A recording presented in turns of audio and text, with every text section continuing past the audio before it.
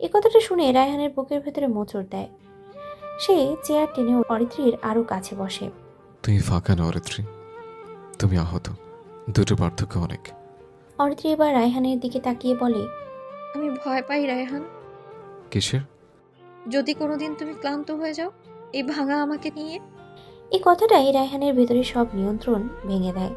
সে নিচু স্বরে বলে, যাকে ভালোবাসি তাকে নিয়ে আমি ক্লান্ত হই না, আমি ক্লান্ত হই তাকে হারানোর ভয়। অরিত্রীর চোখ এবার ভিজে ওঠে। সে চুপচাপ হাত বাড়িয়ে রায়হানের আঙুল ধরে। সেদিন তারা শহর ঘুরতে বের হয়। রাস্তাগুলো পরিষ্কার, আকাশটা অস্বাভাবিকভাবে নীল। এই শহর অরিত্রীর কাছে সুন্দর লাগে, কিন্তু আপন লাগে না। রায়হান কিছু বলে না, শুধু অরিত্রীর হাতটা শক্ত করে ধরে রাখে। এই শহরে মানুষজন ব্যস্ত, কেউ তাকাচ্ছে না, কিন্তু অরিত্রীর মনে হয় এই হাতটা যদি ছেড়ে যায় শহরটা তাকে গিলে ফেলবে। বিকেলের দিকে তারা একটা ছোট্ট ক্যাফেতে বসে। রাতে রুমে ফিরে, হোটেলে ফিরে ঘরটা অদ্ভুতভাবে নীরব মনে হচ্ছে। বাইরে শহরের আলো, আর ভিতরে শুধু দুইজন মানুষের নিঃশ্বাস। অরিত্রী বারান্দায় দাঁড়িয়ে আছে। রায়হান পেছন থেকে এসে দাঁড়ায় অরিত্রীর পাশে। বেশ কিছুক্ষণ তারা গল্প করে, রুমে গিয়ে শুয়ে পড়ে। পরদিন সকালে অরিত্রীর ঘুম ভাঙতেই দেখে রায়হান জানালার পাশে দাঁড়িয়ে আছে, হাতের ফোনে কোনো একটা অ্যাপ খোলা। সে তাকিয়ে আছে অনেকক্ষণ ধরে। অরিত্রী বুঝে যায় আজই সেই দিন। অরিত্রী রায়হানকে প্রশ্ন করে, আজকে যাব ডক্টরের কাছে? রায়হান কিছুক্ষণ চুপ থেকে তারপর ধীরে মাথা নেড়ে বলে। হ্যাঁ। অরিত্রী বিছানা থেকে উঠে আসে। তার মুখে কোনো আতঙ্ক নেই। তারপর বলে, তাহলে দেরি করো না। তারা রেডি হয়ে ব্রেকফাস্ট করে বেরিয়ে যায় মেডিকেলের উদ্দেশ্যে। মেডিকেলের বাইরে দাঁড়িয়ে অরিত্রীর হাত কাঁপছে। রায়হান সেটা বুঝে তারা আঙ্গুল জড়িয়ে ধরে বলে, তো চাইলে আমরা ফিরে যেতে পারি। অরিত্রী মাথা নাড়ায়। না। দুজন একসাথে ভেতরে ঢুকে। এই করিডোরটা অদ্ভুতভাবেই শান্ত। এত মানুষের ভিড়ের মাঝেও অরিত্রীর মনে হচ্ছে এই জায়গাটা যেন শুধু তার জন্যই নীরব হয়ে আছে। দূরে কারো শিশুর কান্না ভেসে আসছে। এই কান্নার শব্দটা অরিত্রীর বুকের ভিতরে গিয়ে ধাক্কা দেয়।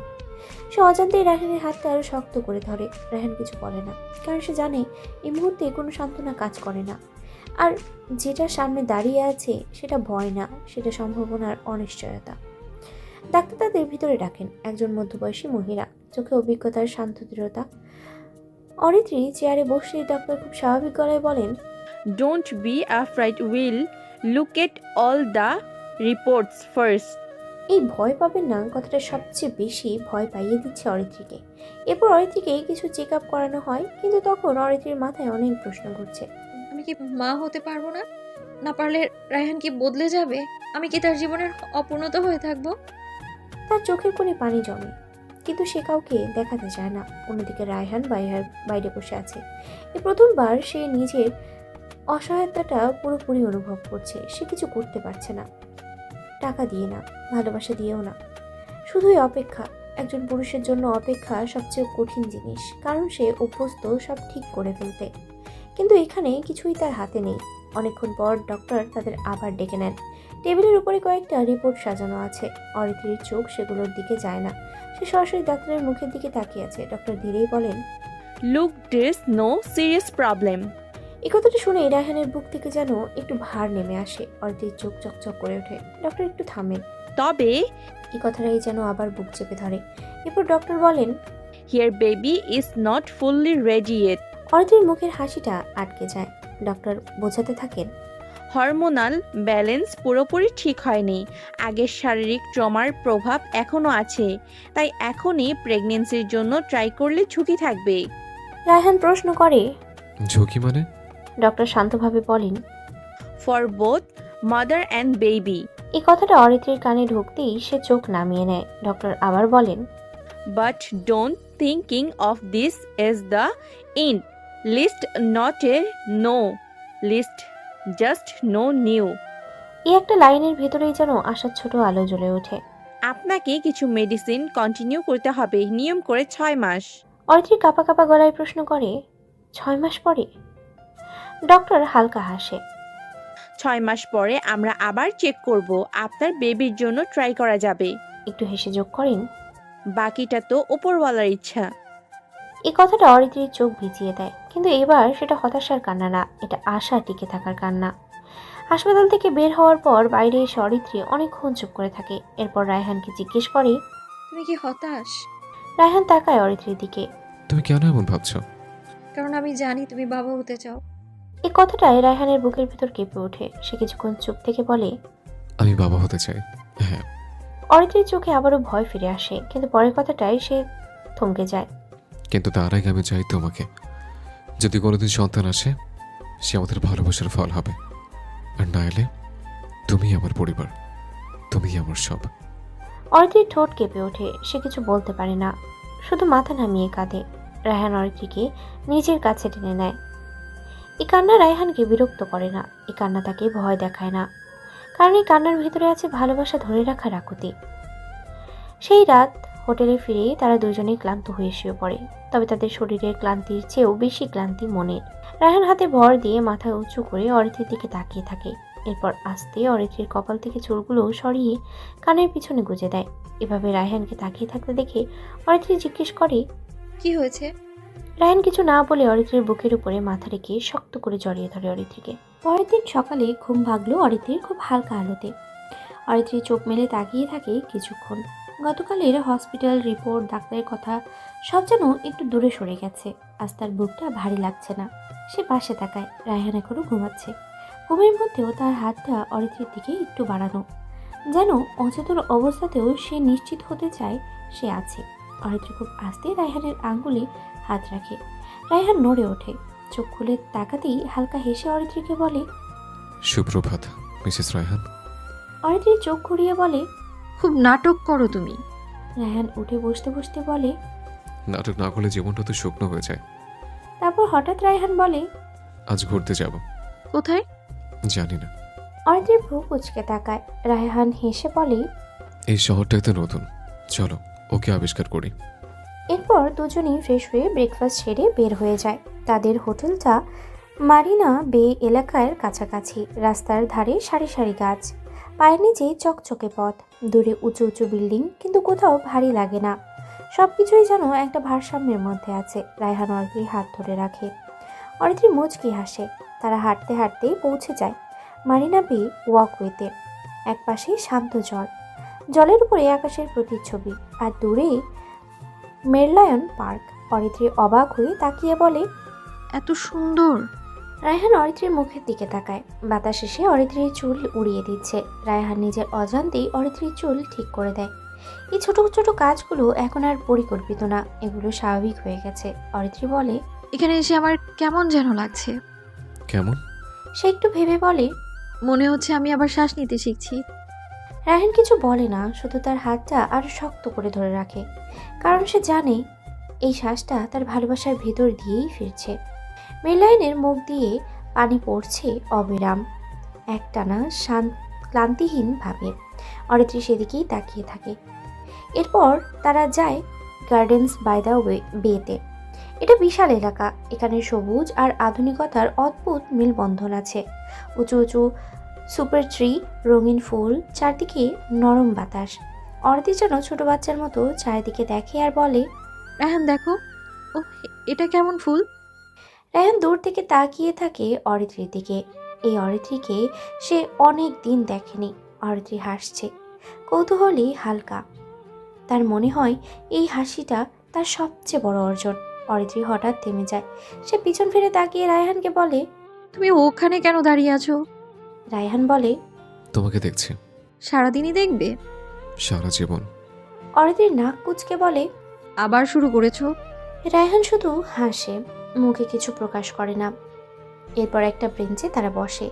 চারপাশে মানুষ আছে, কিন্তু তাদের মাঝে অদ্ভুত এক নিস্তব্ধতা। অরিত্রী মাথা হেলিয়ে দেয় রায়হানের কাঁধে। অনেকক্ষণ কেউ কথা বলে না। অরিত্রী চোখ বন্ধ করে রাখে। রায়হানের কাঁধে মাথা রেখে সে অনুভব করে এই মানুষটা তাকে ঠিক করার চেষ্টা করছে না, সে শুধু তাকে ধরে রাখতে চায়। আর সেটাই সবচেয়ে বড় ভালোবাসা। বাতাসের ভেতর দিয়ে দূরের শহরটা আলোয় ঝলমল করছে। সিঙ্গাপুর তাদের কাছে এখন শুধু একটা দেশ না, এটা হয়ে উঠেছে একটা বিরতির জায়গা, একটু নিঃশ্বাস নেওয়ার সময়, একটা নতুন করে আমরা হওয়ার সুযোগ। রায়হান অরিত্রীর কপালে ঠোঁট ছোঁয়ায় খুব নিঃশব্দে। বিকেলের আলো ধীরে ধীরে নরম হয়ে আসছিল।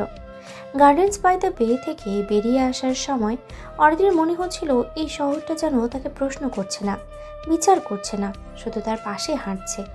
রায়হান অরিত্রীর হাত ছাড়েনি একবারও। হাঁটতে হাঁটতেই তারা চলে আসে মেরিনা বিয়ের ধারে। সন্ধ্যার আলো জ্বলে উঠছে চারপাশে, জলরাশির ওপরে রঙিন আলো ভেঙে ভেঙে পড়ছে। অরিত্রী থেমে দাঁড়ায়। রায়হান, হুম। তুমি কি কখনো ক্লান্ত হয়ে পড়ো না? হঠাৎ এই প্রশ্নটায় রায়হান একটু অবাক হয়। এরপর সে জিজ্ঞেস করে। কেন? অরিত্রী ধীরে বলে। এত কিছু একা বয়ে নিয়ে চলেছো, আমাকে আগলে রেখেছো, নিজের কষ্ট কখনো দেখাও না। রায়হান অরিত্রীর দিকে তাকিয়ে অনেকক্ষণ চুপ থেকে তারপরে বলে। ক্লান্ত হই, তাহলে কিন্তু তোমার হাত ধরলে সেটা টের পাই না। এই উত্তরটায় অরিত্রীর বুকের ভিতরে কিছু একটা কেঁপে ওঠে। অরিত্রী কিছু বলে না, শুধু তার কপালটা রায়হানের কাঁধে ঠেকিয়ে রাখে। সন্ধ্যার বাতাসে অরিত্রীর ওড়না নড়ে ওঠে। এই মুহূর্তে কেউ যদি তাদের দেখে সবাই ভাববে তারা খুব সাধারণ একটা দম্পতি, কিন্তু তাদের ভেতরে যে যুদ্ধ চলছে তা শুধু তারাই জানে। রাত নামতেই শহর বদলে যায়। দিনের শান্ত সিঙ্গাপুর যেন রাতে নিজেকে নতুন করে সাজায়। রায়হান অরিত্রীকে নিয়ে যায় ক্লার্ক কোয়ে এর দিকে। চারপাশে রঙিন আলো, নদীর ওপরে রিফ্লেকশন। হালকা গান ভেসে আসছে দূরের কোনো ক্যাফে থেকে। অরিত্রীর চোখ বড় হয়ে যায়। এটা যেন সিনেমার মতো। রায়হান মুচকি হাসে। তোমার জীবনটাই তো সিনেমা অরিত্রী। বাজে কথা বলো না। আমি বাজে বলি না, আমি সত্যি বলি। তারা নদীর ধারে হাঁটে। পানির গন্ধ, আলো, মানুষের হাসি সব মিলিয়ে এটা যেন একটা জীবন্ত শহর। অরিত্রী আবারও থেমে যায়। রায়হান, বলো। যদি ভবিষ্যতে আমরা বাবা মা হতে না পারি, তুমি কি আমাকে আগের মতোই ভালোবাসবে? এই প্রশ্নটা আসবেই। কখনো না কখনো রায়হান জানতো। রায়হানের বুকের ভেতরটা শক্ত হয়ে আসে, কিন্তু সে মুখে কিছু প্রকাশ করে না। সে অরিত্রীর সামনে দাঁড়িয়ে দু হাত তার মুখে ধরে চোখে চোখ রেখে বলে। আমি তোমাকে ভালোবেসেছিলাম তোমার জ্বর হয়ে দেখে না অরিত্রী। আমি ভালোবেসেছিলাম তোমার চোখের ভিতরে মানুষটা দেখে, সে ছোট্ট অরিত্রীকে দেখে। অরিত্রীর ঠোঁট কেঁপে ওঠে। সে বলে। কিন্তু সমাজ, সমাজ আমার ঘরে থাকে না অরিত্রী। লোকে তো কথা বলবে। আমি লোকের সাথে সংসার করি না। অরিত্রীর চোখ বেয়ে এবার পানি গড়িয়ে পড়ে। সে নিজেকে থামাতে পারে না। রায়হান তাকে বুকে টেনে নেয়। রাতে হোটেলে ফিরে ঘরটা অদ্ভুত নীরব লাগে। শহরের আলো কাঁচ ভেদ করে রুমে ঢুকছে। অরিত্রী জানলার কাছে দাঁড়িয়ে আছে। রায়হান পেছন থেকে এসে খুব আস্তে তার কাঁধে হাত রেখে জিজ্ঞেস করে। ক্লান্ত লাগছে? না, আজ হালকা লাগছে।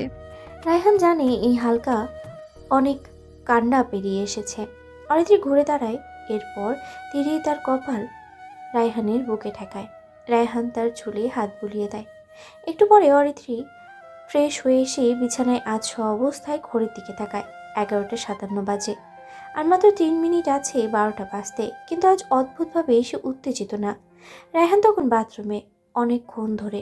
অরিত্রী একটু ভ্রু কুঁচকে তাকিয়ে থাকে দরজার দিকে। এতক্ষণ কি করে ও? সে জানে না ঠিক এই মুহূর্তে রায়হান নিজের বুকের ধুকপুকানির শব্দ থামানোর চেষ্টা করছে। ঘড়ির কাঁটা টিকটিক করে এগোয়। যখন 11:59 বাজে তখন অরিত্রী উঠে বসে। হঠাৎ ঘরের আলো একদম নিভে যায়। পুরো ঘর অন্ধকার। অরিত্রী একটু চমকে ডাকতে থাকে। রায়হান, কোনো উত্তর নেই। এভাবেই কেটে যায় 1 সেকেন্ড, 2 সেকেন্ড। এরপরে ঘরের চারপাশে না এক পাশে নরম আলো জ্বলে ওঠে। ক্যান্ডেল লাইটের আলো অদ্ভুত উষ্ণ, নরম। ঠিক তখনই রায়হান বেরিয়ে আসে। কালো শার্ট পরা, হাতা গোটানো, চোখে আজ অদ্ভুত এক শান্ত দৃঢ়তা। সে অরিত্রীর সামনে এসে দাঁড়ায়। ঘড়িতে ঠিক তখন 12টা বাজে। রায়হান খুব নিচু গলায় বলে। Happy birthday my heart. Aritri কিছু বলতে পারে না। রায়হান সামনে থাকা ছোট্ট কেকটার দিকে ইশারা করে অরিত্রীকে। কেকের উপরে লেখা মাই হার্ট। অরিত্রীর চোখ ভেজে ওঠে সঙ্গে সঙ্গেই। সে বলে। তুমি এসব কখন করেছো? কেন করেছো? রায়হান কোনো উত্তর দেয় না। সে ধীরে এগিয়ে আসে অরিত্রীর দিকে। শুধু তার হাতটা নিচে 2 হাতে নেয় খুব যত্নে। এরপরে বলে। কারণ গত বছর এই দিনে আমি জানতাম না এই বছর তোমাকে আমার পাশে পাবো কিনা। তারপর সে অরিত্রীর কপালে খুব নরম একটা চুমো দেয়। অরিত্রী হঠাৎ রায়হানকে জড়িয়ে ধরে। খুব শক্ত করে জড়িয়ে ধরে, যেন ছেড়ে দিলে পৃথিবী ভেঙে পড়বে। রায়হানও অরিত্রীকে জড়িয়ে রাখে। কোনো কথা বলে না, শুধু তার পিঠে ধীরে ধীরে হাত বুলিয়ে দেয়। কেকের উপরে ছোট মোমগুলো একে একে নিভে গেল। ঘরের আলো তখনও নরম হলুদ আলো। মোমবাতির গন্ধে ভরে আছে রুম। জানলার বাইরে শহরের আলো জ্বলছে, আর ভেতরে দুজন মানুষের নিঃশ্বাস ধীরে ধীরে কাছাকাছি আসছে। অরিত্রী কেক কেটে কেকের ছোট্ট একটা টুকরো তুলে রায়হানের মুখের কাছে ধরল। হা করো। রায়হান অরিত্রীর দিকে তাকিয়ে রইল কয়েক সেকেন্ড। এই হাঁ করো কথাটার ভিতরে আজ অদ্ভুত একটা দাবি আছে। সে ধীরেই মুখ খুলল। অরিত্রী নিজ হাতে রায়হানকে কেক খাইয়ে দিল। আঙ্গুলের হালকা ক্রিম লেগে গেছে রায়হানের ঠোঁটে। অরিত্রী সেটা দেখেই হেসে ফেলল। অরিত্রী তার আঙুলটা আলতো করে রায়হানের ঠোঁট ছুঁয়ে নিল। এই স্পর্শটা খুব ছোট ছিল, কিন্তু রায়হানের বুকের ভেতরটা আচমকাই কেঁপে উঠল। সে অরিত্রীর হাত ধরে ফেলল। এসব করো না। কেন? তুমি জানো কেন? অরিত্রী কিছু বলল না, শুধু এগিয়ে এসে রায়হানের বুকে মুখ গুজে নিল। রায়হান ধীরে অরিত্রীর মাথার উপরে হাত রাখল। হঠাৎ অরিত্রীর গলা খুব নিচু হয়ে উঠল। রায়হান, হুম। তুমি আজ এত কিছু করেছো আমার জন্য, কিন্তু আমি তো অন্য কিছু চাইছি। রায়হান অরিত্রীর দিকে তাকালো। কি চাইছো? অরিত্রী একটু থেমে বলল, তোমাকে। রায়হান হালকা হেসে ফেলল, তারপরে বলল, আমি তো তোমারই। অরিত্রী মুখ তুলে তাকালো রায়হানের দিকে। তার চোখে আজ শিশু সুলভ জেদ। এরপরে বলল, আমি তোমাকে কাছে চাই। আমি তো তোমার কাছে আছি। অরিত্রী মাথা নাড়ল। না, আমি আরো কাছে চাই। রায়হান এবার অরিত্রীর আরো কাছে এসে পড়ল। দুজনের মাঝখানে ফাঁক প্রায় নেই। রায়হান ফিসফিস করে বলল, এসেছি। অরিত্রী বিরক্ত হয়ে চোখ বন্ধ করে ফেলল। উফ! এই শব্দটা রায়হানের ভিতরে আগুন ধরিয়ে দিল। সে আর হাসি চেপে রাখতে পারল না। একটা দুষ্টু হাসি ঠোঁটে টেনে হঠাৎ অরিত্রীর ঘাড়ে হাত রেখে তাকে নিজের দিকে টেনে নিল। মুহূর্তেই রায়হানের ঠোঁট নেমে এলো অরিত্রীর ঠোঁটে। এই চুমুটা হঠাৎ ছিল না, এটা ছিল জমে থাকা দিনের, না বলা রাতের, মনের ভেতরে চেপে রাখা ভয় আর ভালোবাসার একসঙ্গে বিস্ফোরণ। লম্বা সময় পার করে রায়হান অরিত্রীকে ছেড়ে দিয়ে তার কপাল ঠেকিয়ে রাখলো অরিত্রীর কপালে। রায়হানের শ্বাস ভারী হয়ে গিয়েছে। তার চোখ মুখ আজ শুধু দাবি আছে। রায়হান নিজের শার্টের বোতাম খুলতে খুলতে নরম স্বরে বলল, আর কতটা কাছে চাইছো অরিত্রে? চলো, আজ দেখাবো। অরিত্রী কোনো উত্তর দিল না, শুধু রায়হানের শার্টের কাপড় শক্ত করে ধরল। মুহূর্তেই দুজন মানুষ সব ভয়, সব ব্যথা, সব হারানো জিনিসের উপরে ভালোবাসা রেখে ধীরে ধীরে একে অন্যের ভিতরে আশ্রয় নিল। রুমের আলো নিভে গেল, কিন্তু সেই রুমের ভিতরে শুধু ভালোবাসা শ্বাস নিচ্ছিল। হোটেলের কাজ ভেদ করে সূর্যের নরম রোদ এসে পড়েছে বিছানার চাদরে। সেই আলোয় ঘুমন্ত অরিত্রীর মুখটা আরো শান্ত দেখাচ্ছে। রায়হান জেগে গিয়েছে অনেক আগেই। সে এক কোণে ভর দিয়ে শুয়ে অরিত্রীর দিকে তাকিয়ে আছে। এই তাকিয়ে থাকাটা অভ্যেস হয়ে গেছে তার। ঘুমন্ত অরিত্রীকে দেখলে তার বুকের ভিতরে অদ্ভুত শান্তি লাগে। সে খুব ধীরে অরিত্রীর কপাল থেকে চোর সরালো। এই স্পর্শে অরিত্রী নড়ে উঠল। তার চোখ আধ খোলা হতেই চোখে পড়ল রায়হানকে। অরিত্রী মুখে একটা হাসি টেনে পাশ ফিরে রায়হানের বুকের কাছে চলে এলো। এরপর হাতটা রায়হানের গলার নিচে রেখে বলল, আমরা বাসায় কবে ফিরবো? এলেমি তো কয়দিন হলো। অরিত্রী এবার উঠে বসলো। রায়হানও উঠে অরিত্রীর পাশে বসলো। এরপর অরিত্রী রায়হানের কাঁধে হাত রেখে বলল, ডক্টর তো বলেছে 6 মাস মেডিসিন কন্টিনিউ করতে। এখন তো এখানে কাজ নেই। 6 মাস এখানে এভাবে থাকলে আমি পাগল হয়ে যাব রায়হান। রায়হান কিছু বলল না, শুধু অরিত্রীকে টেনে এনে নিজের সাথে মিশিয়ে নিল। একটু পরে রায়হান বলল, আচ্ছা, এই সপ্তাহে আমরা ফিরে যাব। খুশি? অরিত্রী মুখ তুলে রায়হানের দিকে তাকিয়ে বলল, অনেক খুশি। এরপর ফ্রেশ হয়ে দুজনেই নিচে নেমে ব্রেকফাস্ট করলো। এখানেও রায়হানের চোখ বারবার অরিত্রীর দিকেই যাচ্ছিল। অরিত্রী সেটা বুঝতে পেরে বলল, কি? রায়হান মাথা নেড়ে বলল, কিছু না, তুমি খাও। এরপর তারা চলে গেল সিঙ্গাপুর বোটানিক গার্ডেনে। গার্ডেনের ভেতরে ঢুকতেই পরিবেশ যেন বদলে গেল। শহরের শব্দ মিলিয়ে গেল পাতার ফাঁকে। হালকা বাতাসে ফুলের গন্ধ। অরিত্রী ধীরে ধীরেই হাঁটছিল। রায়হান তার পাশে পাশেই ছিল।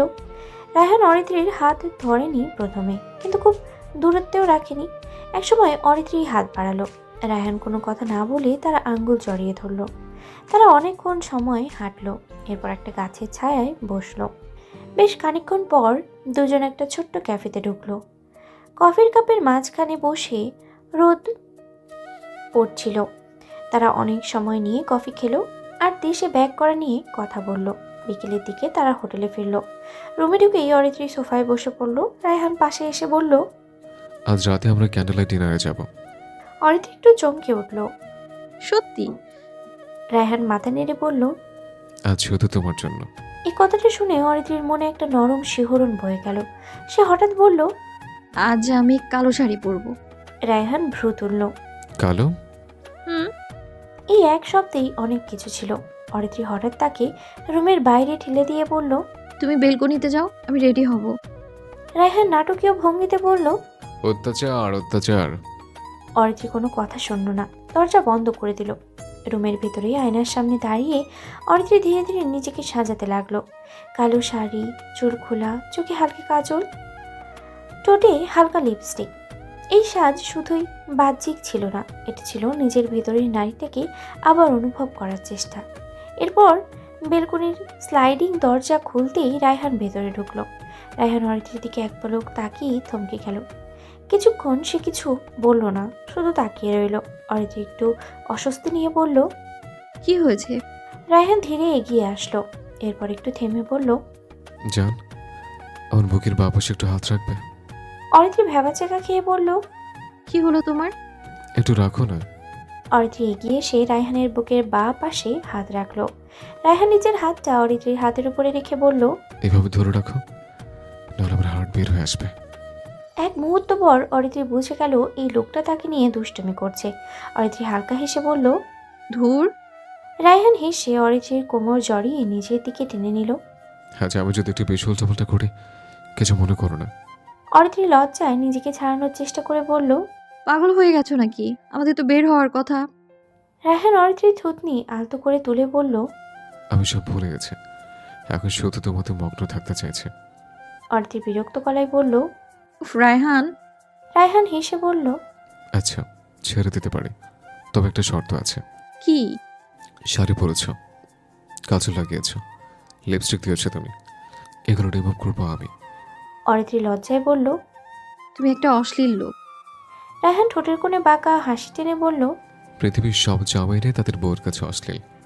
তারপর ধীরে সরে গিয়ে নিজেই রেডি হতে লাগলো রায়হান। আজ সে পরেছে সাদা শার্ট, সাথে কালো স্যুট। চুল ঠিক করে আয়নার একেবারে তাকিয়ে বলল। Let's go my queen. বলেই সে অরিত্রীর দিকে হাত বাড়িয়ে দিল। অরিত্রী এক মুহূর্ত তাকিয়ে থেকে হাসল, তারপরে সেই হাতটা ধরে একসাথে বের হয়ে গেল। রুফটপে হালকা মিউজিক পাচ্ছে, কিন্তু তার চেয়েও স্পষ্ট শোনা যাচ্ছে দুজনের নিঃশ্বাস। অরিত্রী রায়হানের হাত ধরে আছে। এই ধরা হাতটা আজ একটু আলাদা। এটা শুধু ভালোবাসার না, এটার ভিতরে আছে এক ধরনের ভরসা। রায়হান অরিত্রীর দিকে তাকিয়ে তার আঙুলগুলো শক্ত করে ধরল। দূরের মৃদু হলুদ আলো, চারিদিকে ছোট ছোট মোমবাতি। দূরে সিঙ্গাপুরের রাত ঝিলমিল করছে। অরিত্রী থমকে দাঁড়ালো। এত সুন্দর। রায়হান অরিত্রীর পাশে দাঁড়িয়ে ধীরে বলল। আমি চাইছিলাম আজকে রাতটা তুমি সারা জীবন মনে রাখবে। অরিত্রী রায়হানের দিকে তাকালো, তার চোখে প্রশ্ন ছিল না, ছিল অনুভব। ওয়েটার চলে যেতেই রায়হান একটু চুপ করে রইল। অরিত্রী রায়হানকে বলল। রায়হান, জানো আমার কি মনে হয়? ভালোবাসা মানে কি? কে? ভালোবাসা মানে ভবিষ্যতের গ্যারান্টি না। ভালোবাসা মানে হচ্ছে আজকের পাশে থাকা। রায়হান একটু হেসে অরিত্রীর কাছে এসে বসলো। অরিত্রীর হাতটা নিজের হাতে নিয়ে একটা চুমু এঁকে দিল রায়হান।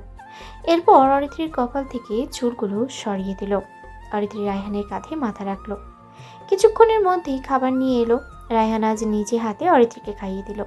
একসময় অরিত্রী বলল। তুমি জানো আমি কখনো ভাবিনি কেউ আমায় এইভাবে আগলে রাখবে। রায়হান ধীরে বলল। কারণ তুমি সবসময় শক্ত থাকার ভান করেছ। আর তুমি? আমি শক্ত হওয়ার চেষ্টা করতাম, ভেতরে ভেঙে পড়েও। এরপর দুজনেই একসাথে হেসে ফেলল। খাবার শেষ করে অরিত্রী এক কোণায় গিয়ে দাঁড়িয়ে দূর আকাশে চেয়ে রইল। রায়হান একটু পর গিয়ে অরিত্রীকে পেছন থেকে জড়িয়ে ধরল। একটু পর রায়হান অরিত্রীকে ছেড়ে দিল, কিন্তু অরিত্রী সেভাবেই দূরে তাকিয়ে দাঁড়িয়ে রইল। কিছুক্ষণ পর রায়হান অরিত্রীকে ডাকলো। অরিত্রী পেছন ঘুরে তাকালো। তখন ঘড়ির কাঁটায় ঠিক 11:59 বাজে। অরিত্রীর পেছনে ঘুরতেই সব লাইট জ্বলে উঠল। মুহূর্তেই চারপাশ ঝলমলে হয়ে সেজে উঠল। অরিত্রী চমকে উঠল, কারণ রায়হান তখন অরিত্রীর সামনে হাঁটু কেড়ে বসে আছে। তার হাতে বিশাল বড় একটা ফ্লাওয়ার বুকে, যেটা পুরোটা লাল গোলাপ দিয়ে বানানো। রায়হান বলল। Happy birthday my queen, my heart, my world, my everything. Many many happy Returns of the day.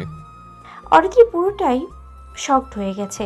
তার মুখ থেকে কোনো কথাই বের হচ্ছে না। সে শুধু ফ্লাওয়ার বুকেটা হাতে নিল, কিন্তু তার চোখ ভিজে উঠেছে। এবার রায়হান উঠে দাঁড়ালো। এরপর পকেট থেকে একটা সরু বক্স বের করলো। বক্সটা খুলতেই দেখা গেল ভিতরে একটা সিম্পল ডিজাইনের ডায়মন্ড নেকলেস। রায়হান অরিত্রীকে পিছনের দিকে ঘুরিয়ে অরিত্রীর গলায় নিজের হাতে নেকলেসটা পরিয়ে দিতে লাগলো। তখন অরিত্রী তুমি এগুলো কি করছো রায়হান? এত প্রিমিয়াম। কথাটা শেষ হওয়ার আগেই রায়হান বলল, তুমি আমার কাছে সব থেকে দামি। তোমার সামনে এটা নিতান্তই মূল্যহীন একটা বস্তু মাত্র। সো চুপ থাকো অ্যান্ড আমার কাজ আমাকে করতে দাও। বলেই রায়হান নেকলেসটা পরিয়ে দিল অরিত্রীর গলায়। অরিত্রী ঘুরে রায়হানকে জড়িয়ে ধরে রাখলো। তার চোখে পানি জমে উঠল, কিন্তু রায়হান দেখার আগেই সেটা মুছে নিল। আরও অনেকক্ষণ পর তারা যখন হোটেলে ফিরল, চারপাশটাই নীরব। রুমের দরজা বন্ধ হতেই অরিত্রী হঠাৎই থেমে দাঁড়ালো। রায়হান পেছন থেকে বলল। কি হলো? অরিত্রী ধীরে ঘুরে তাকালো। আজ সারাদিন তুমি আমায় আগলে রেখেছো, এখন একটু তোমায় আগলে রাখতে দাও। এই কথাটা রায়হানের বুকের ভেতরে গভীরভাবে ঢুকে গেল। সে কিছু বলল না, শুধু এগিয়ে এসে অরিত্রীকে জড়িয়ে ধরল। এই জড়নটা উত্তেজনা ছিল না, ছিল দীর্ঘদিন জমে থাকা ক্লান্তির। ঘরের আলো নিভানো হয়নি, এভাবেই দুইজন পাশাপাশি বসে রইল অনেকক্ষণ। হঠাৎ রায়হান বলল, কালকে শপিংয়ে বের হব।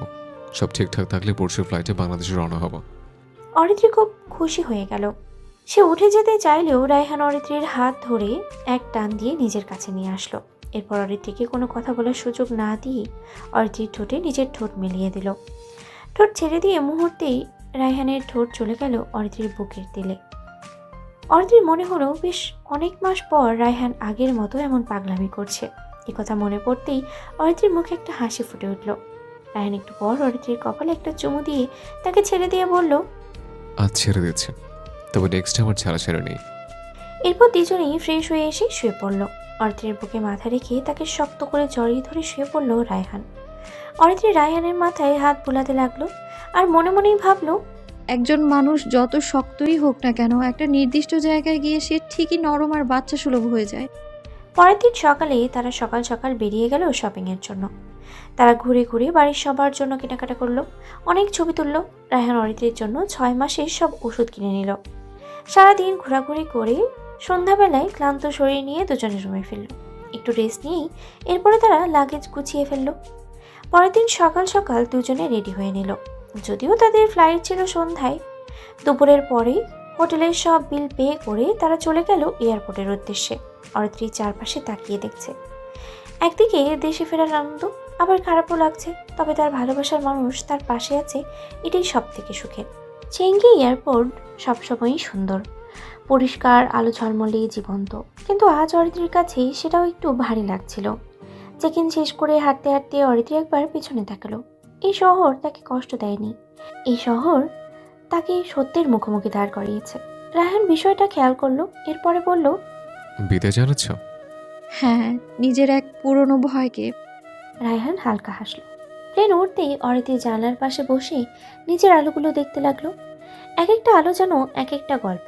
রায়হান চোখ বন্ধ করে বসে আছে, কিন্তু ঘুমায়নি। হঠাৎ অরিত্রী ফিসফিস করে বলল, তুমি ঘুমাওনি তাই না? না। অরিত্রী একটা হাসি দিয়ে রায়হানের হাত ধরে বসে রইল। এরপর ধীরে ধীরে এসে রায়হানের কাঁধে মাথা রাখলো। রায়হান নড়ল না। অনেকক্ষণ পর অরিত্রী ঘুমিয়ে গেল। রায়হান তার দিকে তাকিয়ে ভাবলো, এই মেয়েটা জানে না তার হাসির পেছনে আমি কতটা জীবন বাঁচিয়ে রেখেছি। ঘোষণা এলো, ওয়েলকাম টু ঢাকা। এই কথাটা শোনার সঙ্গে সঙ্গে অরিত্রীর বুকটা কেঁপে উঠল। দেশের গন্ধটাই যেন আলাদা, এক ধরনের পরিচিত ভার। রায়হান জানলার বাইরে তাকিয়ে দীর্ঘশ্বাস ফেলে ভাবলো, ফিরে এলাম।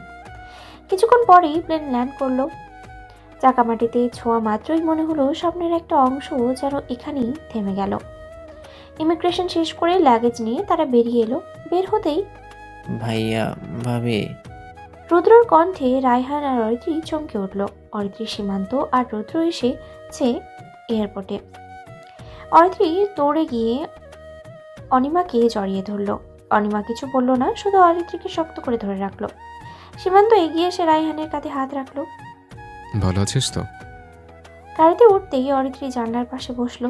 ঢাকার রাস্তা, যানজট, কোলাহল সবকিছু হঠাৎ অচেনা লাগছে অরিত্রীর। রায়হান মাঝে মধ্যেই অরিত্রীর দিকে তাকাচ্ছে। সে বুঝতে পারছিল অরিত্রী ফিরে এসে আবার নিজের ভেতরের দেয়ালগুলো টের পাচ্ছে। অনিমা পেছন থেকে বলল, ডাক্তার কি বলেছে? রায়হান সঙ্গে সঙ্গে বলে উঠল, পরে বলবো আপু। এই এক বাক্যে অরিত্রী বুঝে গেল সব কথা এখনো বলা শেষ হয়নি। সে চুপ করে রইল। বাসার গেটের সামনে গাড়ি থামতেই অরিত্রীর বুকটা কেঁপে উঠল। এই বাড়িটাই তার কষ্ট দেখেছে, এই বাড়িতেই সে ভেঙেছিল। রায়হান গাড়ি থেকে নেমে অরিত্রীর সামনে দাঁড়ালো। এরপর হাত বাড়িয়ে দিল অরিত্রীর দিকে। অরিত্রী রায়হানের হাত ধরে বাড়ির ভেতরে ঢুকলো। ঘরে ঢুকতেই পাওয়া গেল পরিচিত গন্ধ, পরিচিত দেয়াল, সব একই আছে, শুধু মানুষ তো বদলে গেছে। ঘরে ঢুকতেই রায়হানের দাদা আর অরিত্রীর মা সামনে এগিয়ে এলেন। রায়হান আর অরিত্রী সবাইকে সালাম দিল। দাদার চোখে গভীর মমতা দৃশ্যমান। তিনি এগিয়ে এসে অরিত্রীর মাথায় হাত রাখলেন। এরপরে মা এসে দুইজনকে জড়িয়ে ধরলেন। এরপর রায়হান আর অরিত্রী ফ্রেশ হতে চলে গেল। কিছুক্ষণ পর মামুনি নিজেই এসে সবাইকে খেতে বসতে ডাক দিলেন। আজ তিনি কাউকে কিছু করতে দেননি। অরিত্রী যাবার পর আজ রান্নাঘরটা যেন বহুদিন পর আবার প্রাণ ফিরে পেয়েছিল। মামুনির চুলে হালকা ঘাম, কপালে ছোট ভাঁজ, তবুও চোখে ছিল এক ধরনের তৃপ্তি। খাবার টেবিলে সাজাতেই ডাইনিং টেবিলে খাবারের গন্ধ ছড়িয়ে পড়েছে। ভাতের গরম ধোয়া, ডালের নরম সুবাস, মাছের ঝোল, সব মিলিয়ে ঘরটা হঠাৎ খুব ঘরোয়া হয়ে উঠল। অরিত্রী ধীরে এসে বসলো। রায়হান তার পাশেই বসলো। খাওয়ার সময় রায়হান বেশি কথা বলল না, শুধু খেয়াল রাখলো অরিত্রীর প্লেটে খাবার শেষ হচ্ছে কিনা, ঝোল বেশি লাগবে কিনা। এই নীরব যত্নটাই যেন সবচেয়ে গভীর। খাওয়া শেষে সবাই একটু রেস্ট নিতে চলে গেল। অরিত্রী নিজের ঘরে এসে বিছানায় গায়ে দিয়ে দিল মাত্র। কোনো চিন্তা, কোনো হিসাব ছাড়াই সে ঘুমের ভিতরে তলিয়ে গেল। রায়হান ধীরে এসে অরিত্রীর পেছনে শুয়ে পড়ল। এক হাত আলতো করে তার কোমরের চারপাশে জড়িয়ে রাখলো। রায়হান নিঃশ্বাস ধীরে ধীরে অরিত্রীর চুলে লাগছিল। এই মুহূর্তে তার মনে হলো যদি দুনিয়ার সব ঝড় এখানেই থেমে যেত। সন্ধ্যা নামতেই রায়হান আলতো করে ডাক দিল, অরিত্রী। ঘুম জড়ানো চোখে অরিত্রী নড়ে উঠল। হুম। সন্ধ্যা হয়ে গেছে। অরিত্রী উঠে বসলো, চুল এলোমেলো, চোখে ঘুমের ছায়া। রায়হান তাকিয়ে আছে অরিত্রীর দিকে। অরিত্রীর এই অবিন্যস্ত রূপটাই রায়হানের কাছে সবচেয়ে আপন। ফ্রেশ হয়ে অরিত্রী নিচে নামতেই ঘর আবার শব্দে ভরে উঠল। দাদা গল্প করছেন, মামুনি হালকা হাসছেন, রুদু দুই একবার হাস্যরস ছুড়ে দিচ্ছে। অরিত্রী প্রথমে শুধু শুনছিল, এরপর ধীরে ধীরে সেও কথায় জড়ালো। কেউ খেয়াল করলো না কখন সন্ধ্যা থেকে রাত হয়ে গেছে। রাতে খাওয়া শেষ হতে হতেই অনেকটা সময় পেরিয়ে গেছে। এরপর এক এক করে সবাই নিজের ঘরে চলে গেল। ঘরটা যেন নিস্তব্ধ হয়ে গেল আবার। বিকেলে ঘুমানোর কারণে অরিত্রীর চোখে ঘুম নেই। সে বেলকনিতে এসে বসলো।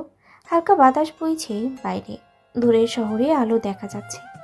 বাংলাদেশের রাতের আলো সিঙ্গাপুরের মতো ঝকঝকে না, তবুও এই আলো চেনা, এই আলোতে তার শেকড়। কিছুক্ষণ পরেই পিছন থেকে রায়হান এসে তাকে জড়িয়ে ধরল। কোনো কথা নেই, শুধু পিছন থেকে রায়হানের বুকের উষ্ণতা। অরিত্রী পিছনে ঘুরে রায়হানের ঘাড়ে দুই হাত দিয়ে জড়িয়ে ধরল। এরপর বলল, আমি অনেক কিছু ভাবলাম। রায়হান তার কপাল অরিত্রীর কপালে ঠেকিয়ে পড়ল। আচ্ছা, কি ভাবলে শুনি? অরিত্রীর গলা নরম হয়ে এলো। ভাবলাম আমার সংসারটা আমি আমার মনের মতো করে গুছাবো। রায়হান হালকা হেসে বলল। এটা তো খুব সুন্দর কথা। অরিত্রী যেন একটু সাহস পেল, একটু হেসে আবারও বলল। তুমি অফিসে যাবে, আমি তোমার জন্য রান্না করব। একটু থেমে অরিত্রী আবারও বলল। রাতে আমরা একসাথে বসে কফি খাবো। রায়হান তখন আকাশের দিকে তাকিয়ে আছে। চাঁদ আধা লুকানো। সে শুধু আচ্ছা, ওকে বলছিল। অরিত্রী হঠাৎই থেমে গেল। এরপর ধীরে ধীরে তার হাত ছাড়িয়ে বলল, যাও, তোমার শুনতে হবে না আমার কথা। রায়হান চমকে তাকালো। কি হলো? তুমি আমার কথা মন দিয়ে শুনছো না। শুনছি তো। অরিত্রী মুখ ফুলিয়ে বলল, শুনলে আমার দিকে তাকিয়ে থাকতে। এই সামান্য অভিযোগে কত অভিমান জমে আছে সেটা শুধু ভালোবাসা থাকলেই বোঝা যায়। রায়হান এবার হেসেই ফেলল। আচ্ছা বাবা, সরি, এখন থেকে শুধু তোমার দিকে তাকিয়ে শুনবো। এরপর রায়হান সত্যিই তাকালো অরিত্রীর দিকে, তার চোখে চোখ রেখে। তখন অরিত্রী আবার কথা বলতে শুরু করলো, ছোট ছোট গল্প, ছোট ছোট পরিকল্পনাগুলো। আর রায়হান তাকিয়ে রইল অরিত্রীর দিকে। এক সময় রায়হান হালকা স্বরে বলল, এভাবে তাকিয়ে থেকে আমি পাগল হয়ে যাচ্ছি অরিত্রী। পরে কি তুমি আমাকে সামলাতে পারবে? অরিত্রী হেসে দিল। এরপর রায়হানের পায়ের উপরে ভর দিয়ে দাঁড়িয়ে তার ঘাড় জড়িয়ে ধরল। অরিত্রীর চোখে তখন কোনো ভয় নেই। এরপর অরিত্রী বলল, এতদিন যখন পেরেছি তখন সারা জীবনই পারবো ডিয়ার হাজব্যান্ড। রায়হান চোখ বন্ধ করলো। এই দুটো শব্দ, ডিয়ার হাজব্যান্ড, তার বুকের ভিতরে সব যুদ্ধ থামিয়ে দিল। এই মুহূর্তে সে বুঝল ভবিষ্যৎ অনিশ্চিত হতে পারে, ডাক্তারি রিপোর্ট ভয় দেখাতে পারে, কিন্তু যদি এই মেয়েটা এভাবে তাকে আঁকড়ে ধরে থাকে তাহলে জীবনকে ভয় পাওয়ার কিছুই নেই। বেলকনির বাতাসে তাদের দুজনের নিঃশ্বাস মিশে গেল। শহর নিচে জেগে আছে, আর উপরে দুটি মানুষ ধীরে ধীরে একটা সত্যিকারের সংসারের ভিতরে ঢুকে পড়ছে। পরের দিন শুরু হলো অরিত্রীর বিরক্ত গলা। রায়হান ওঠো না, কত বাজে জানো? রায়হান বালিশের নিচে মুখ গুজে বলল।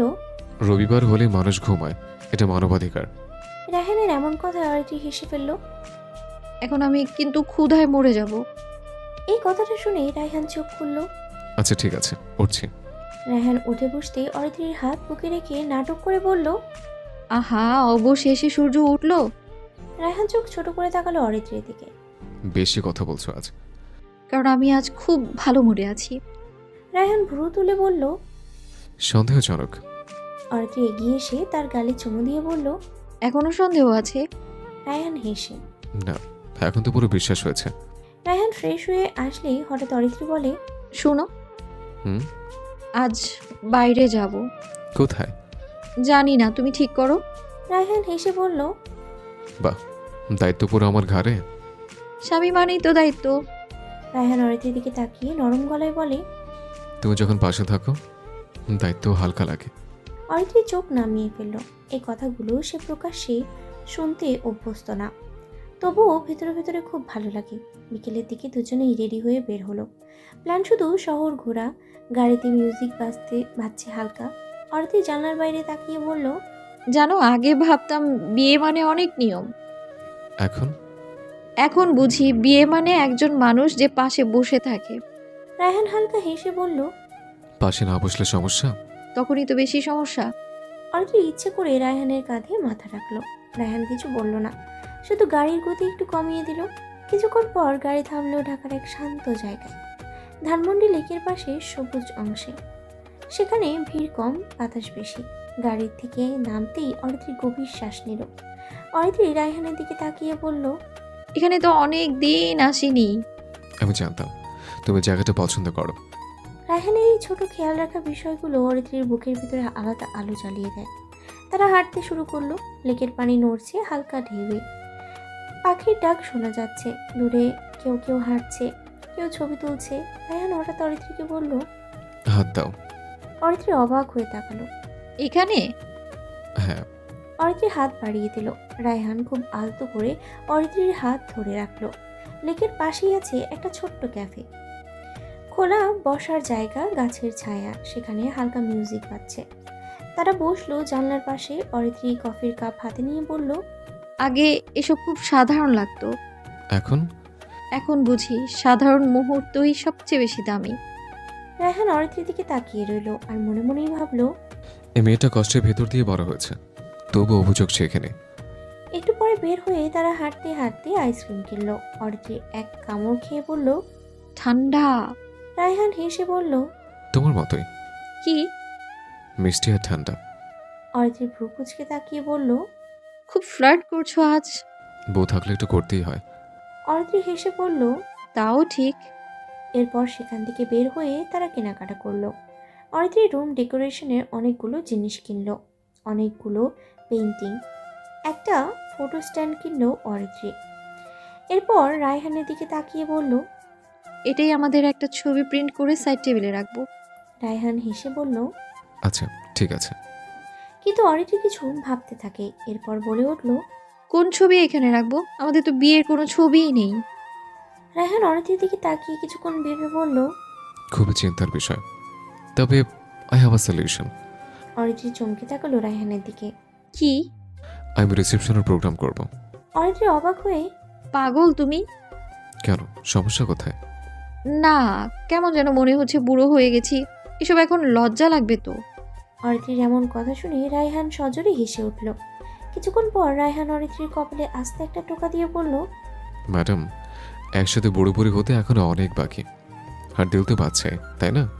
অরিত্রীর চোখ মুখ উল্টে বলল। মানুষের শখ দেখে বাঁচি না আর। রাত নেমেছে অনেক আগে। বাড়িটা ঘিরে গিয়েছে অদ্ভুতভাবে নীরবতায়। অরিত্রী আর রায়হান বাইরে থেকে ফিরে প্রথমে নিচের রুমে যায়। রায়হান শার্ট খুলে আয়নার সামনে দাঁড়িয়ে আছে অনেকক্ষণ। আজ তার মাথার ভেতরে শুধু একটা কথাই ঘুরছে। আমাদের বিয়েটা অসম্পূর্ণ রয়ে গেছে। একটু পরে ড্রয়িং রুমে নামলো রায়হান। বাড়ির সবাই বসে আছে এখানে। দাদা সোফার মাঝখানে, চশমাটা নাকের ডগায়, মামুনি পাশে চেয়ারে, অনিমা, সীমান্ত, রুদ্র সব। রায়হান আসতেই যেন ঘরের বাতাসটা বদলে গেল। রায়হান ধীরে বলল, কিছু কথা ছিল।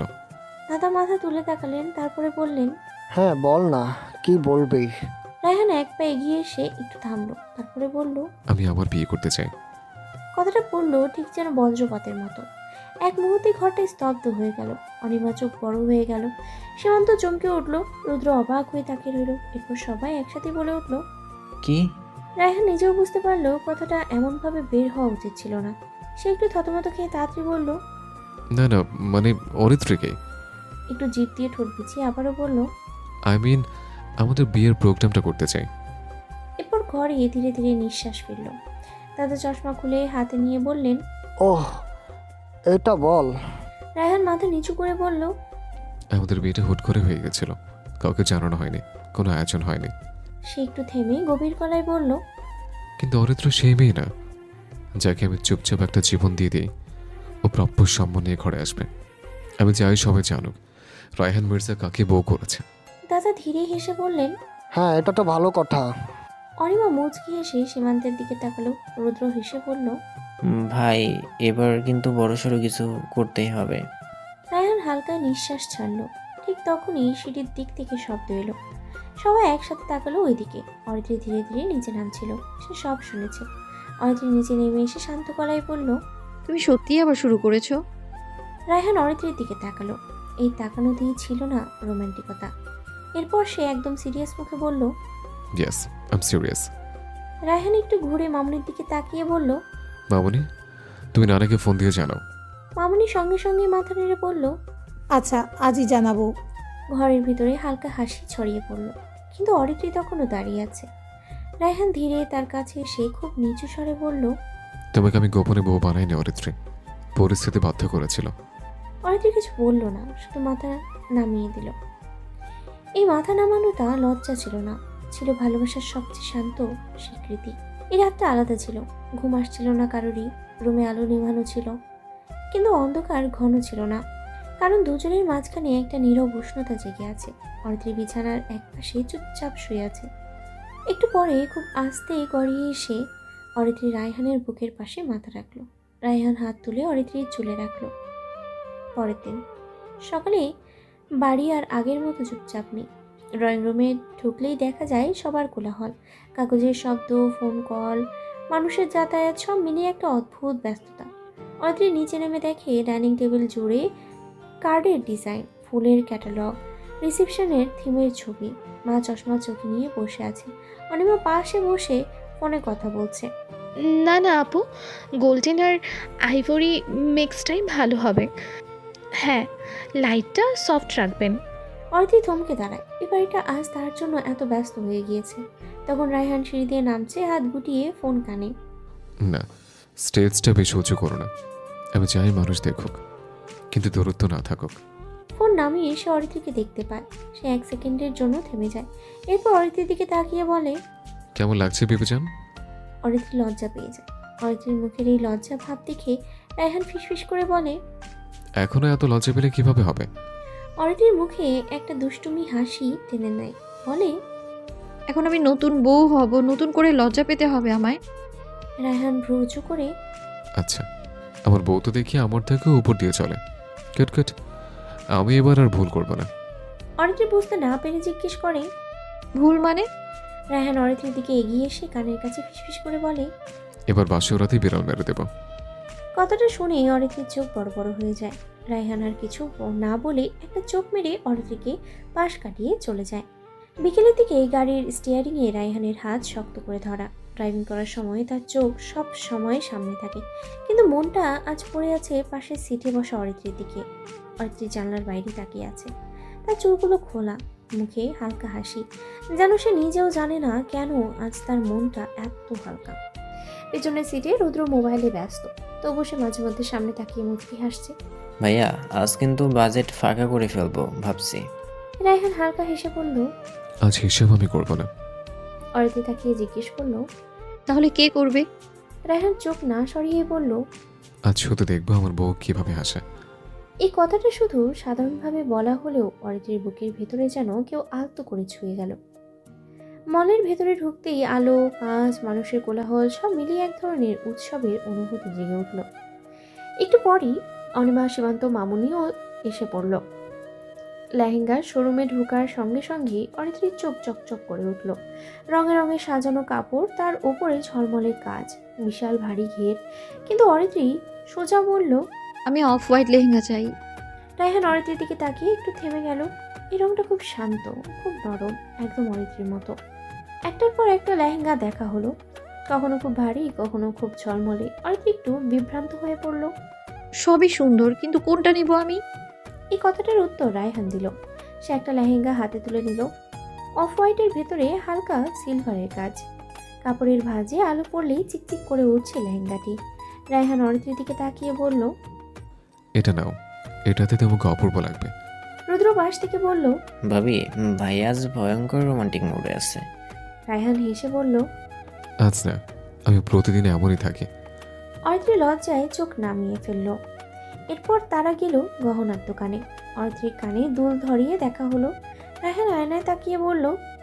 একটু ঘাটটা ঘোরাও। অরিত্রির ঘাড় ঘোরাতেই দুলটা আলোয় ঝিকঝিক করে উঠল। রায়হান খুব আস্তে বলল। এই দুলটা খুব ভালো মানাচ্ছে। গয়না কেনা শেষ হলে এরপর রায়হানের স্যুট কিনতে গেল। কালো suit, off white shirt. Aritri নিজে দাঁড়িয়ে রায়হানের কলার ঠিক করে দিল। রুদ্র দূরে দাঁড়িয়ে বলে, ভাই, তোমরা যদি আর একটু কাছে দাঁড়াও তাহলে দোকানের মানুষ ভাবে ফটোশুট চলছে। রায়হান শান্ত গলায় বলে। ও আমার বউ, কাছে না দাঁড়ালে অস্বস্তি লাগে। এই কথাটা অরিত্রির বুকের ভিতরে গেঁথে গেল। সব কেনাকাটা শেষ, সবাই বাইরে খেতে যায়। রেস্টুরেন্টের আলো ম্লান, মিউজিক বাজছে হালকা। খাওয়ার সময় অরিত্রি হঠাৎ করে বলে ওঠে, আজ বিকেলটা খুব সুন্দর কেটেছে। রায়হান জিজ্ঞেস করলো, কেন? কারণ আজ তুমি শুধু পাশে ছিলে না, আমার প্রতিটা সিদ্ধান্তেই ছিলে। রায়হান একটু থেমে গিয়ে বলে, জীবনে সবসময় থাকবো। রাতে বাসায় ফিরে অরিত্রি নিজের রুমে ঢুকেই সব শপিং ব্যাগ খুলে ফেলে। লেহেঙ্গা, গয়না, রায়হানের স্যুট, আরও সব বিছানার উপরে রেখে সে দাঁড়িয়ে তাকিয়ে থাকে। এই সব কিছু তার জীবনের অংশ। ঠিক তখনই পেছন থেকে রায়হান এসে তাকে জড়িয়ে ধরে। তার কণ্ঠটা খুব নরম। পছন্দ হয়েছে সব? অরিত্রি মাথা নেড়ে বলে। খুব। একটু থেমেই সে চুপ করে। তবে সবচেয়ে বেশি পছন্দ হয়েছে তুমি যেভাবে আজ আমার পাশে ছিলে সেটা। রায়হান তার কপালে ঠোঁট ছোঁয়ায়। এই পাশে থাকাটা আমার দায়িত্ব না অরিত্রী, এটা আমার ভালোবাসা। এভাবেই দিন কেটে যায়। অরিত্রির দাদাও চলে আসে। সে নাতি নাতনির বিয়ের সব দিক দেখাশোনা করছে। সাথে আছে রায়হানের দাদাও। এভাবেই চলে আসে সেই প্রতীক্ষিত রাত, রিসেপশনের আগের রাত। রাতটা অন্যরকম লাগছে, খুব চুপচাপ কিন্তু খুব ভারী, যেন পুরো বাড়িটা নিঃশ্বাস চেপে ধরে আছে আগামী দিনের অপেক্ষায়। অরিত্রি একা বসে আছে নিজের ঘরে। বিছানার এক পাশে রাখা অফ হোয়াইট লেহেঙ্গা, তার পাশে গয়নার বাক্স। সব কিছু প্রস্তুত, কিন্তু সে ছুঁয়ে দেখছে না কিছুই, কারণ তার হাত কাঁপছে। আয়নার সামনে দাঁড়িয়ে সে নিজের দিকে তাকায়। অন্যদিকে রায়হান ছাদে বসে আছে একা, তার হাতে ফোন, কিন্তু সে স্ক্রিনে তাকিয়ে নেই। এই মানুষটা বহুবার কঠিন সিদ্ধান্ত নিয়েছে জীবনে, কোম্পানি, দায়িত্ব, মানুষ, কিন্তু আজ তার বুক কাঁপছে। কারণ কাল সে শুধু একজন বর না, কাল সে প্রকাশ্য ঘোষণা দেবে। এই মেয়েটা আমার জীবন। রায়হান চোখ বন্ধ করে গভীর নিঃশ্বাস নেয়। রাত আরো গভীর হলে বাড়িটা ধীরে ধীরে নিস্তব্ধ হয়ে আসে। ড্রয়িং রুমের আলো নিভে যায়, যেন পুরো বাড়িটা জানে আগামীকাল কিছু করতে যাবে। সবাই ঘুমিয়ে পড়েছে, কিন্তু দুটি চোখ, তাদের ঘুম নেই।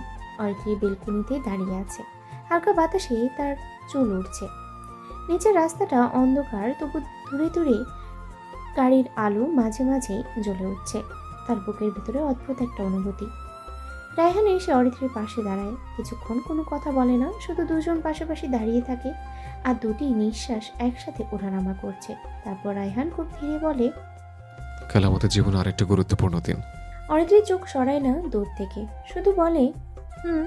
রায়হান আবার বলে, চলো আজ রাতটা স্মরণীয় করে রাখি। অরিত্রি আবার ঘুরে তাকায়, তার চোখে প্রশ্ন। মানে? রায়হানের ঠোঁটের কোণে হালকা একটা হাসি। মানে চলো হাঁটতে যাই, শুধু আমরা দুজন। অরিত্রি অবাক হয়ে বলে, এখানে? হ্যাঁ, এখনই। অরিত্রি কিছু বলার আগেই রায়হান তার হাত ধরে ফেলে। অরিত্রী ফিসফিস করে বলে, এভাবে এভাবে আর কিছু না বলেই রায়হান তাকে টেনে নিয়ে যায়। এভাবেই দুইজন খুব সাধারণ পোশাকে বের হয়।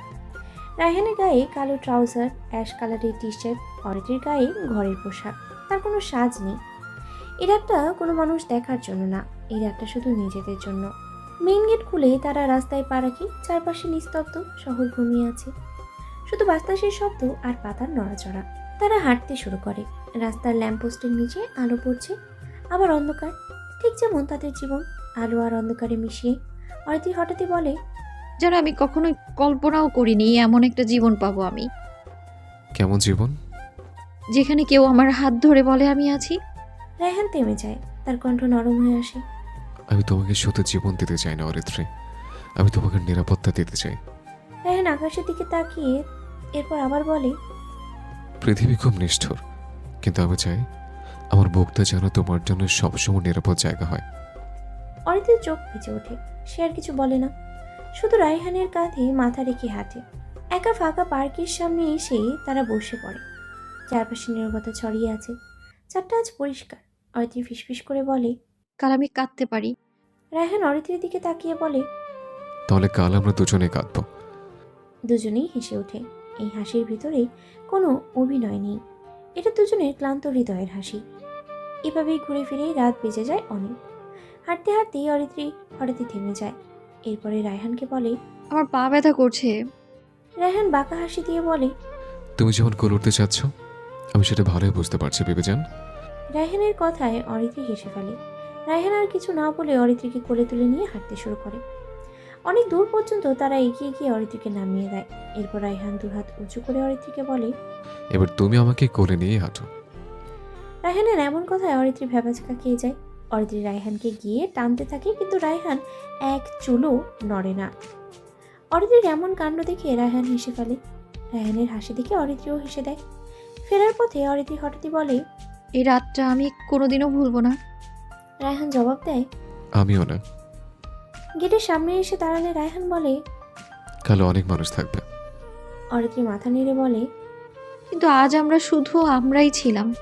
রায়হান খুব ধীরে অরিত্রীর কপালে ঠোঁট ছুঁয়ে দেয়, খুব শান্তভাবে। এরপর তারা নিজেদের রুমে গিয়ে শুয়ে পড়ে। কিছুক্ষণ পরেই ভোর হয়ে যায়। অরিত্রী শুয়ে রায়হানের দিকে তাকিয়ে আছে। দেখে রায়হান অরিত্রীকে টেনে নিজের কাছে নিয়ে কপালে কপাল ঠেকিয়ে বলে, ভালোবাসি খুব। অরিত্রী হালকা হেসে বলে, আমিও অনেক ভালোবাসি। অরিত্রীকে বুকের সাথে মিশিয়ে রায়হান বলে, ঘুমিয়ে পড়ো, কিছুক্ষণ পরে উঠে পড়তে হবে। অরিত্রী কিছু বলে না, শুধু রায়হানকে জড়িয়ে ধরে। কিছুক্ষণের মধ্যেই তারা ঘুমিয়ে রাজ্যে চলে যায়। সকাল 9টার দিকে রোদের আলো ধীরে ধীরে ঘরের পর্দা ছুঁয়ে ভেতরে ঢুকে পড়েছে। ঘর জুড়ে রয়েছে এক ধরনের শান্ত নীরবতা। রায়হান অনেকক্ষণ ধরেই জেগে আছে। শাওয়ার শেষ করে সে পুরো রেডি, চুল ঠিক করা, ঘড়ি পরা, আয়নায় একবার নিজের দিকে তাকানো। আজ তার চোখেও আলাদা আনন্দের ভাব। বিছানার দিকে তাকাতেই তার ঠোঁটে হালকা হাসি চলে আসে। অরিত্রী এখনো ঘুমাচ্ছে। ঘুমের ভেতরেও সে একটু গুটিয়ে আছে। রায়হান ধীরে বিছানার পাশে বসে। এরপর খুব আদুরে গলায় ডাকে, অরিত্রী। কোনো সাড়া নেই। রায়হান আবার একটু নরম সুরেই ডাকে, অরি। অরিত্রী শুধু পাশ ফিরে শুয়ে পড়ে। এরপর কম্বলের ভেতরে মুখ লুকিয়ে নেয়। রায়হান হেসে ফেলে। এই মেয়েটা ঘুমালে পৃথিবীর সব দায়িত্ব ভুলে যায়। রায়হান এবার একটু দুষ্টুমি করে অরিত্রীর কাঁধে হাত রাখে। ওঠো ম্যাডাম, সকাল হয়ে গেছে। অরিত্রী অস্পষ্ট গলায় বলে, আর একটু। রায়হান আর দেরি করে না, হালকা টানেই তাকে উঠিয়ে বসিয়ে দেয় অরিত্রীকে। এরপর বলে, কয়টা বাজে দেখেছো? অরিত্রীর চোখ কচলাতে কচলাতেই তাকায়। তার চোখে এখনো ঘুম লেগে আছে, চুলগুলো এলোমেলো, মুখে সেই চেনা নরম ভাব। কিন্তু পরমুহূর্তেই তার চোখ আটকে যায় রায়হানের দিকে, কারণ রায়হান একদম রেডি, শার্ট ইন করা, চুল সেট করা। অরিত্রীর ঘুম যেন এক ঝটকায় উধাও হয়ে গেল। তুমি কখন উঠেছো? রায়হান হালকা ভ্রু তুলে বলে, অনেক আগে। আমায় ডাকোনি কেন? রায়হান কপাল কুঁচকে নাটকীয় গলায় বলে, এখন ডেকেই তুলতে পারছি না তোমাকে, আর আরো আগে ডাকলে তো আমার খবর করে দিতে। রায়হানের এমন কথা শুনে অরিত্রী হেসে দেয়। ওর এই হাসিটাই রায়হানের সবচেয়ে বড় দুর্বলতা। রায়হান কিছুক্ষণ চুপ করে তাকিয়ে থাকে অরিত্রীর দিকে। তার চোখে তখন আর হাসি নেই, শুধু আছে গভীর টান। রায়হান ধীরে বলে, এভাবে হেসে না অরিত্রী, কেন? আমাকে পাগল করে দিও না।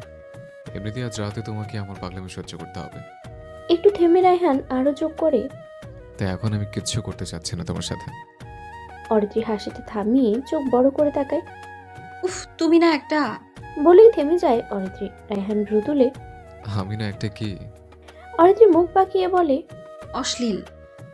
বলেই অরিত্রী দ্রুত বিছানা থেকে নামতে গিয়ে ওয়াশরুমের দিকে পা বাড়ায়, কিন্তু তার আগেই এক টানে রায়হান তার হাত ধরে নিজের দিকে টেনে নেয়। অরিত্রী একটু হোঁচট খায়। রায়হান অরিত্রীর একদম কাছে এসে খুব স্বাভাবিক গলায় বলে। প্রত্যেক স্বামীর প্রধান কর্মই হলো বউয়ের সাথে অশ্লীলতা করা। অরিত্রী হাত বাড়ানোর চেষ্টা করতে করতে বলে। হয়েছে, ছাড়ো তো। রায়হান অরিত্রীর কানের কাছে মুখ নামিয়ে খুব নিচু স্বরে বলে। এখন ছেড়ে দিচ্ছি, কিন্তু আজ রাতে বোঝাবো তোমায় অশ্লীলতা কতটা গভীর হতে পারে। একটু থেমে রায়হান হেসে বলে। রেডি থেকে ভেবে যান। বলেই সে অরিত্রীর হাত ছেড়ে দেয়। অরিত্রী এক মুহূর্ত থমকে দাঁড়িয়ে থাকে। তার গাল লাল হয়ে গেছে লজ্জায়। সে কিছু না বলে দ্রুত ওয়াশরুমে ঢুকে দরজা বন্ধ করে দেয়। ভেতর থেকে শুধু একটা কথাই ফিসফিস করে বের হয়।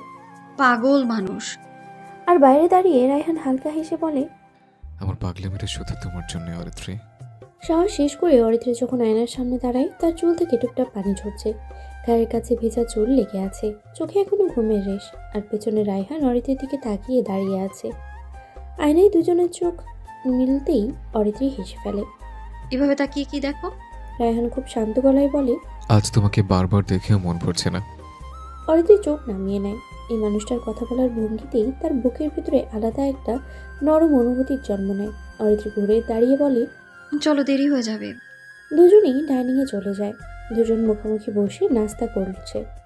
রায়হান মাঝে মাঝে অরিত্রীর দিকে তাকাচ্ছে। অরিত্রী সেটা বুঝেও না বোঝার ভান করছে। হঠাৎ অরিত্রী বলে ওঠে। আজকে তুমি নার্ভাস? রায়হান কফির কাপ নামিয়ে বলে। হ্যাঁ। এত বড় বিজনেস সামলেও তো নার্ভাস হও না? রায়হান হালকা হেসে বলে। ওখানে হারলে টাকা যায়, আজ হারলে নিজেকে হারাবো। অরিত্রী আর কিছু বলে না, শুধু টেবিলের উপর দিয়ে হাত বাড়িয়ে রায়হানের হাতের উপরে নিজের হাত রাখে। এক মুহূর্তেই রায়হানের বুকের ভেতরের অস্থিরতা অনেকটা কমে যায়। খাওয়া শেষে অনিমা এসে ডাক দেয়। চল, পরে দেরি হয়ে যাবে। অরিত্রী সব কিছু নিয়ে অনিমার সাথে বের হয়ে যায়। অরিত্রী দরজা দিয়ে বেরিয়ে যাওয়ার সময় একবার পেছনে তাকায়। রায়হান তখনও তাকিয়েই আছে। অরিত্রী আর অনিমা পার্লারের দিকে চলে গেলে রায়হান রতুকটি নিয়ে গাড়িতে উঠে পড়ে। আজ তার গন্তব্য ঢাকার সবচেয়ে অভিজাত আয়োজনের জায়গাগুলোর একটি, ইন্টারন্যাশনাল কনভেনশন সিটি বসুন্ধরা। গাড়ি যখন বিশাল গেটের সামনে থামে, তখনই বোঝা যায় আজকের আয়োজন সাধারণ কিছু না। চারপাশে বড় বড় গেট, নিরাপত্তা, সাজসজ্জার ট্রাক, ফুলের ভ্যান। ভেতরে ঢুকতেই চোখে পড়ে উঁচু ছাদ, ঝাড়বাতির আলো, অফ হোয়াইট আর গোল্ডেন থিমে সাজানো বিশাল হল। আজ এই জায়গাটাই সাক্ষী থাকবে রায়হান অরিত্রীর নতুন পরিচয়ের। ভেতরে ঢুকেই রায়হানের চোখ আটকে যায় পুরো হল জুড়ে। অফ হোয়াইট ফুলের আর্চ, গোল্ডেন লাইটিং, স্টেজের পেছনে সফট ফ্যাব্রিক ড্রেপ। নামের বোর্ডের বড় করে লেখা আছে রায়হান লাভ অরিত্রী। এক মুহূর্তের জন্য রায়হান থমকে যায়। এই নামটা পাশাপাশি দেখতেই সে অনেক কিছুর মধ্যে দিয়ে গেছে। রায়হানকে দেখে ইভেন্ট ম্যানেজার এগিয়ে আসে। রায়হান ধীরে চারপাশে দেখে। সে নিজের মনে মনে বলে। সবাই আজ দেখবো অনুষ্ঠানটা, কিন্তু কেউ জানবে না এই নাম দুটো একসাথে আনতে কত রাত নির্ঘুম কেটেছে। রায়হান স্টেজের সামনে দাঁড়িয়ে কল্পনা করে কিছুক্ষণের মধ্যেই অরিত্রী এখানে দাঁড়াবে। সব আলো তার উপরে পড়বে, আর সেই ভিড়ের মাঝেও শুধু তাকিয়ে থাকবে অরিত্রীর দিকে। ফুলের গন্ধে ভরা হলের ভেতরে দাঁড়িয়ে রায়হান গম্ভীর শ্বাস নেয়। তার চোখের সামনে ভেসে ওঠে অরিত্রীর মুখ। রায়হান ফোন বের করে অরিত্রীকে একটা মেসেজ পাঠায়। তাড়াহুড়ো করো না, আজ তোমাকে ধীরে ধীরে দেখতে চাই। সন্ধ্যের আলো ধীরে ধীরে ঢাকার আকাশে নামছে। কনভেনশন সেন্টারের বাইরে তখন গাড়ির সারি, হেডলাইটের আলো, ফ্যাশনের ঝলকানি, মানুষের কোলাহল। ভেতরে ঢুকতেই বোঝা যায় আজকের রাতটা আলাদা। ফুলের সুবাসে ভরে আছে পুরো হল। অফ হোয়াইট আর গোল্ড থিমে সাজানো স্টেজটা দূর থেকেই চোখ টানে। ঝাড়বাতির আলো যেন নরম হয়ে ছড়িয়ে পড়ছে চারিদিকে। রায়হান স্টেজের পাশে দাঁড়িয়ে আছে। চারপাশে মানুষ, আত্মীয়, শুভাকাঙ্ক্ষী আছে, কিন্তু তার মনোযোগ কোথাও নেই। তার চোখ শুধু বারবার যায় একদিকে, স্টেজের প্রবেশপথ। ভেতরের রুমে অরিত্রী দাঁড়িয়ে আছে আয়নার সামনে। অফ হোয়াইট লেহেঙ্গাটা গায়ে জড়িয়ে আছে রাজকীয়ভাবে। ভারী কাজ, কিন্তু চোখে লাগার মতো নয়। একদম তার মতোই শান্ত সৌন্দর্য। চুলে খোপা, চোখে কাজল। সে নিজেকেই চিনতে পারছে না। অনিমা পেছন থেকে এসে বলে, আজ তোকে শুধু সুন্দর না, অসম্ভব রকমের সুন্দর লাগছে। অরিত্রী হেসে মাথা নিচু করে রাখে। অনিমা এগিয়ে এসে অরিত্রীর কপালে চুমু দিয়ে বলে, চল, তোর জামাই তো বাইরে দাঁড়িয়ে নিঃশ্বাস নিতেই ভুলে যাচ্ছে। বলেই দুজনেই হেসে দেয়। এরপর অনিমা অরিত্রীর হাত ধরে হল রুমের দিকে নিয়ে গেল। হলের আলো হঠাৎই একটু নরম হয়ে এলো। মিউজিক ধীরে ধীরে বাজতে শুরু করলো। সব চোখ ঘুরে গেল প্রবেশ পথের দিকে। রায়হানের নিঃশ্বাস যেন আটকে গেল। সাদা আলোয় ধীরে ধীরে অরিত্রী সামনে এলো। এক পা, আরেক পা। চারপাশের শব্দ যেন ফিকে হয়ে গেছে। রায়হান শুধু দেখছে, এই মেয়েটাই সেই, যাকে সে এতটা ভালোবেসে এসেছে। অরিত্রীর চোখ একবার স্টেজের দিকে গেল। দুজনের চোখে চোখ মিলল। অরিত্রী স্টেজে উঠতেই রায়হান এক পা এগিয়ে আসে। সে ধীরে করে হাত বাড়িয়ে দেয়। অরিত্রী কোনো দ্বিধা ছাড়াই হাতটা ধরে। এই হাত ধরা নতুন না, কিন্তু আজ সেটা ঘোষণা। ফটোগ্রাফার বলে,